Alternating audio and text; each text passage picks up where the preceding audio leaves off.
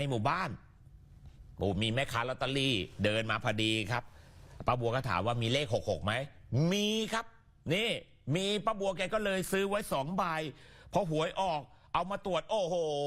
กระโดดโลดเต้นดีใจใหญ่เลยครับถูกรางวัลที่1นะแต่ตอนคนที่กดติดตามคือคนที่จะเห็นจ้าแล้วก็คนที่คอมเมนต์เนาะคือคนที่ได้ของรอบที่แล้วไป866แล้วก็06ขอแสดงความยินดีด้วยมากๆเลยกับทุกคนที่เห็นที่ได้บางคนได้ปลดหนี้หลักหมื่นเลยบางคนได้ปลดหนี้หลักแสนมี FC ทักเข้ามาเยอะมากๆว่าขอของรอบ16มีนา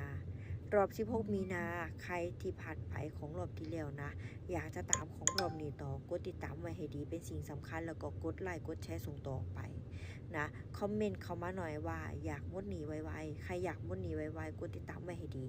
เดี๋ยวทำเซตมาลงให้คือเดิมแต่ถ้าใครอยากได้ก่อนอยากเห็นก่อนนะให้ทักเข้ามาหาหนูได้เลยเด้อ